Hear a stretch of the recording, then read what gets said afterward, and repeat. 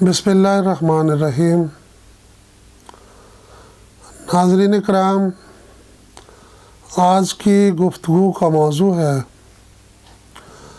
قرآن کریم کے نزول کا مقصد، یعنی قرآن کریم کس مقصد کے لیے اللہ تعالیٰ نے نازل کیا۔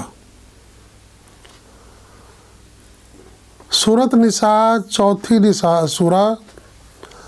اور اس کی آیت 105 میں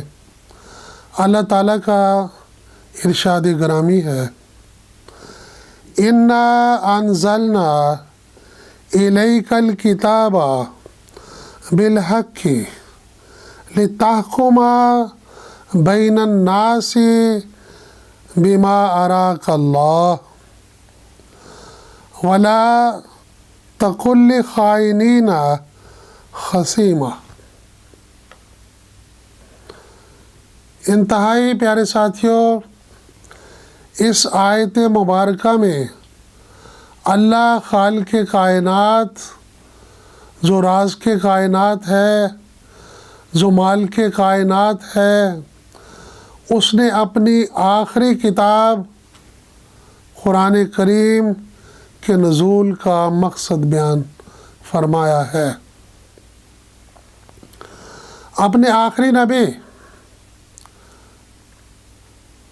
صاحب قرآن، حامل قرآن سیدنا محمد رسول اللہ صلی اللہ علیہ وسلم کو مخاطب کر کے فرمایا، اِنَّا أَنزَلْنَا إِلَيْكَ الْكِتَابَ بِالْحَقِّ۔ اے رسول، بلا شبہ ہم نے یہ سچی کتاب، حقائق پر مبنی کتاب، سچائی پر مشتمل کتاب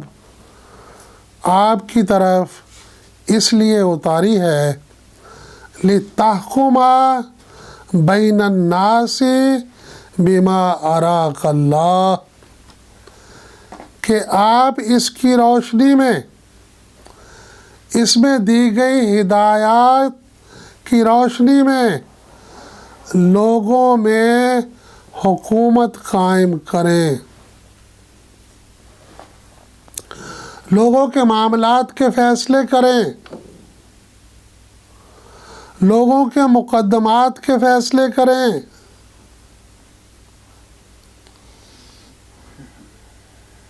اور یہ مقدمات و معاملات کے فیصلے کرنے کی اتھارٹی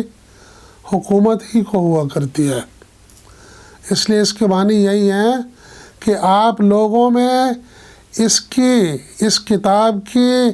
ہدایات کی روشنی میں حکومت قائم کریں، لِتَحْكُمَ بَيْنَ النَّاسِ بِمَا أَرَاكَ اللَّهُ۔ اور حکومت کس کی قائم کرنی ہے؟ نبی نے اپنی ذاتی حکومت، کسی کی کوئی شخصی حکومت نہیں، ان الحکم الا للہ، حکومت کرنے کا حق اللہ کے سوا کسی کو ہے ہی نہیں۔ حکومت کا حق، حاکمیت کا حق، حق حاکمیت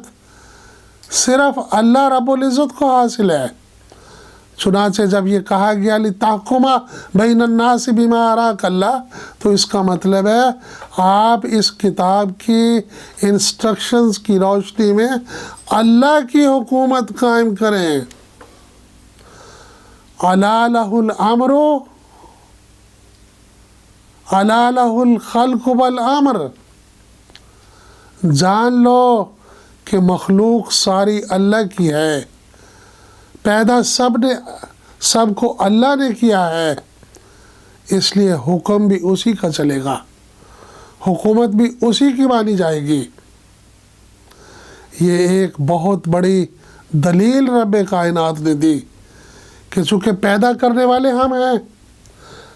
اللہ خالق کل شیء، ہر چیز کو پیدا اللہ نے کیا ہے، اس لیے ہر چیز پر حکم چلانے کا، حکومت کرنے کا حق اور اختیار بھی خالق کائنات ہی کو ہے، اس لیے وہی مدبر کائنات ہے، وہی کائنات کا انتظام چلاتا ہے، وہی حاکم ہے۔ اور جب ایک شخص کلمہ پڑھتا ہے، لا الہ الا اللہ کہتا ہے، تو اس کا مطلب ہوتا ہے کہ وہ اعلان کرتا ہے کہ اللہ کے سوا کوئی حاکم نہیں، اللہ کے سوا کوئی حکمران نہیں، حق حکومت صرف اللہ کو حاصل ہے۔ سروری زیبا فقط اس ذات بے ہمتا کو ہے، سروری زیبا فقط اس ذات بے ہمتا کو ہے، حکمراں ہے ایک وہی باقی بتان آزری، باقی سب بتان آزری ہیں، حکمران صرف اللہ کی ذات ہے،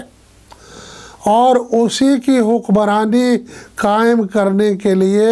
یہ اللہ کی آخری کتاب نازل کی گئی اور اعلان کیا گیا سورہ نساء کی آیت 105 میں، اِنَّا أَنزَلْنَا إِلَيْكَ الْكِتَابَ بِالْحَقِّ لِتَحْكُمَ بَيْنَ النَّاسِ بِمَا أَرَاكَ اللَّهُ۔ اے رسول، اے صاحب قرآن، ہم نے یہ کتاب آپ کی طرف اس لیے اتاری ہے کہ اس کے مطابق آپ اللہ کی حکومت قائم کریں، اسی طرح جس طرح آسمانوں میں، بالائی دنیا میں اللہ کی حکومت، اللہ کا نظام، اللہ کا قانون جاری ہے، اللہ کے قوانین جاری و ساری ہے، اسی طرح زمین پر بھی اللہ کی حکومت ہو، اللہ کی حکمرانی ہو، کیونکہ زمین کو بھی اللہ نے پیدا کیا، آسمان کو بھی اللہ نے پیدا کیا، اور انسانوں کے دکھوں کا علاج بھی اسی میں ہے کہ سارے دکھوں کا ایک علاج اللہ کی دھرتی، اللہ کا راج، سارے دکھوں کا ایک علاج اللہ کی دھرتی، اللہ کا راج، کوئی نہ رہے کسی کا محتاج، اللہ کی دھرتی، اللہ کا راج، اللہ کی دھرتی پر، اللہ کی پیدا کی ہوئی زمین پر، اللہ کی پیدا کی ہوئی مخلوق پر اللہ کی حکومت قائم کر دی جائے تو سارے دکھ دور ہو جاتے ہیں، سارے مسئلے حل ہو جاتے ہیں، ساری پرابلمز سالو ہو جاتی ہیں، سارے مسائل کا حل مل جاتا ہے۔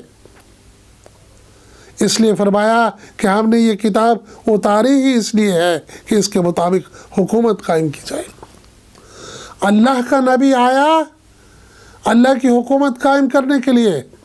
اللہ کی آخری کتاب آئی اللہ کی حکومت قائم کرنے کے لیے،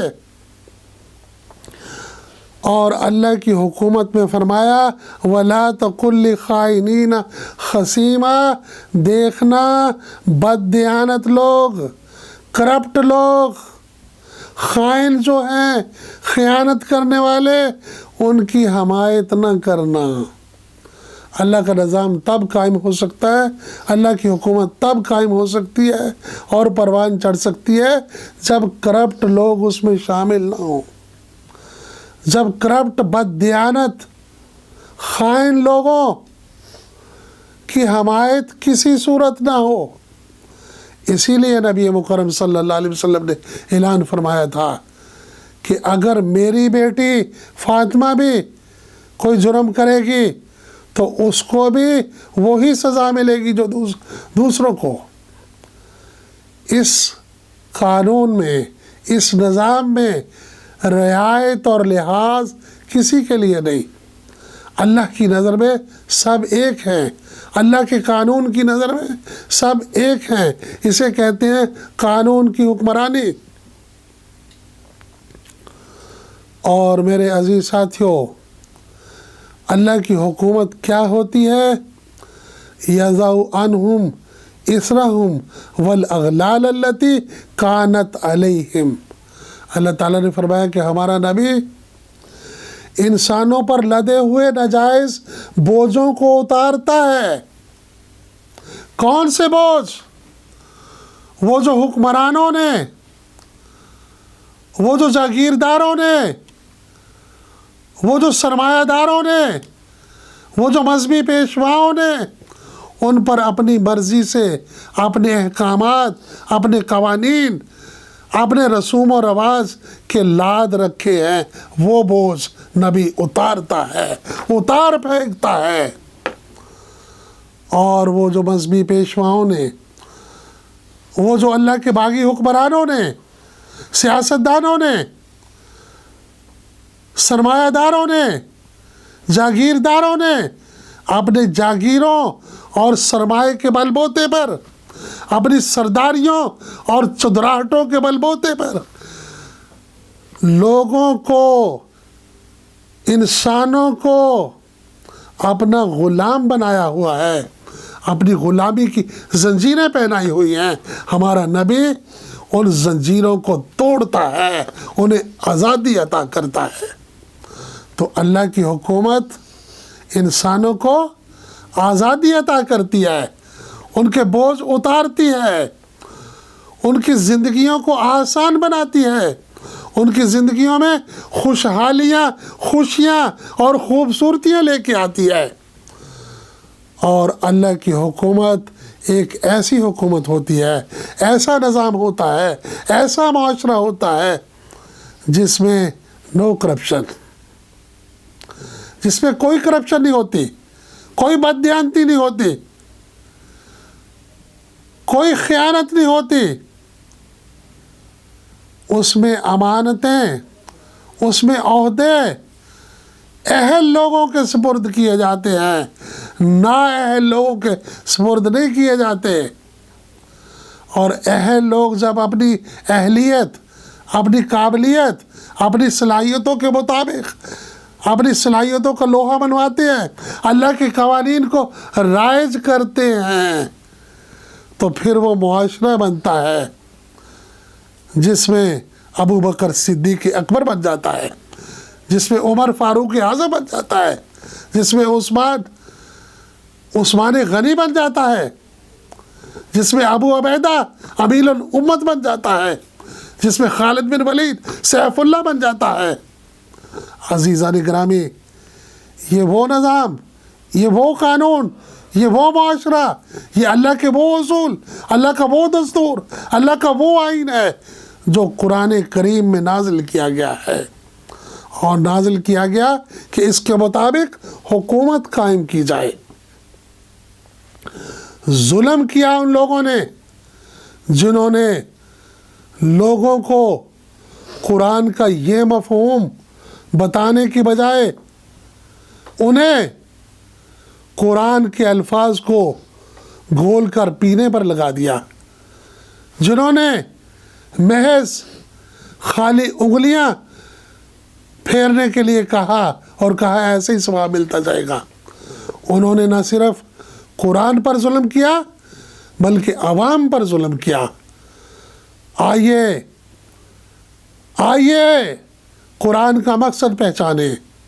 آئیے اپنی زندگی کا مقصد پہچانے، آئیے اپنے رہبر اعظم سیدنا محمد رسول اللہ صلی اللہ علیہ وسلم کی زندگی کا مشن اور مقصد اس کو جانے، پہچانے کہ وہ کس لیے تشریف لائے، اور انہوں نے کتنی مشکلات اٹھا کر، کتنی مصیبتیں اٹھا کر، کتنی قربانیاں دے کر اللہ کا یہ دین قائم کیا، اللہ کی یہ حکومت قائم کی، جس میں اقبال کہتا ہے کہ کسے نہ باشد در جہاں محتاج کس،